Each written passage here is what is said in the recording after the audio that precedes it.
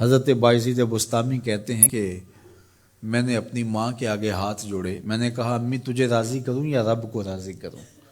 تو اپنے حق مجھے معاف کر دے، اللہ کو میں راضی کر لیتا ہوں۔ ماں نے کہا جاؤ پتر میں اجازت دیتی ہوں۔ گئے جنگلوں میں ذکر و فکر میں لگے رہے، تنہائی میں اس کو یاد کرتے رہے، دن رات ذکر کے چراغ روشن رکھے۔ 12 سال گزر گئے حق کی تلاش میں۔ ایک دن واپس بستام کے قریب سے گزر رہے تھے، خیال آیا چلتے چلتے ماں کو سلام کر جاؤں۔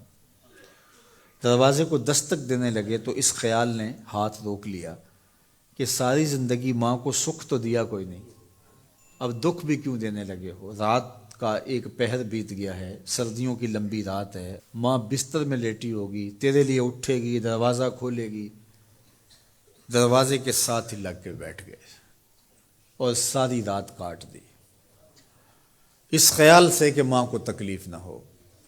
جب سحری کا وقت ہوا تو اندر سے جو نالی آتی تھی اس نالی سے پانی آیا، سمجھ گئے میری ماں تہجد کے لیے اٹھی ہے اور وضو کا پانی ہے، تو فوراً دروازے پہ دستک دی۔ اندر سے آواز آئی بیٹا بایزید میں ابھی آئی۔ مائیں بیٹوں کے دستک کے انداز سے جان لیتی ہیں یہ کس بیٹے کے ہاتھوں کا لمس ہے۔ 12 سال کے بعد آئے، دستک دی، کہا بیٹا بایزید میں ابھی آئی۔ ماں کی تو نگاہیں ہی دروازے پہ رہتی ہیں۔ اللہ اکبر۔ کہتے ہیں کہ ماں نے دروازہ کھولا، 12 سال جنگلوں کی خاک چھانتے بیت گئی تھی، پراگندہ صورت، بکھرے ہوئے بال، پھٹے ہوئے کپڑے۔ میری ماں کی جب نگاہ میرے پہ پڑی تو اس کی چشمان سے موٹے موٹے آنسو ٹپکنے لگے، اور اس نے ایسے ہاتھ پھیلا کے کہا مالک میرا بیٹا بایزید تیری طلب میں نکلا تھا، تو نے ابھی تک اسے اپنا قرب نہیں دیا۔ حضرت بایزید بستامی کہتے ہیں 12 سال کی ریاستوں سے جو کچھ نہیں ملا تھا ماں کے اٹھے ہوئے ہاتھوں سے مل گیا۔ میں نے کہا مالک میں تجھے کہاں ڈھونڈ رہا ہوں، تو کہاں موجود ہے؟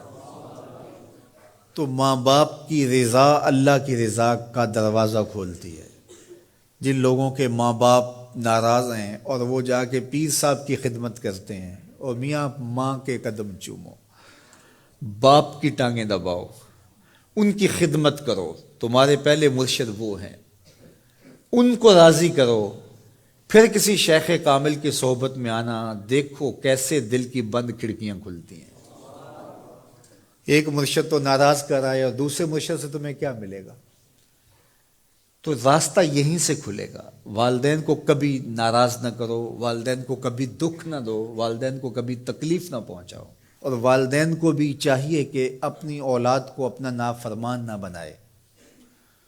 ایک بزرگ فرماتے ہیں کہ مجھے برابر 30 سال ہو گئے ہیں کہ میں اپنی اولاد کو کوئی حکم ہی نہیں دیا، کوئی حکم نہیں دیا۔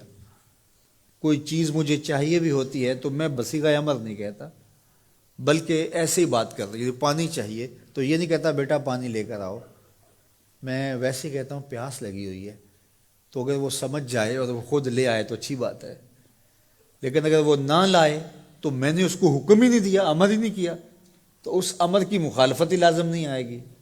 تو کہا 30 سال برابر گزر گئے ہیں، میں نے اپنی اولاد کو حکم نہیں دیا کہ کہیں وہ میری نافرمان نہ ہو جائے، چونکہ اگر وہ نافرمان ہو گئی پلے کچھ نہیں رہے گا۔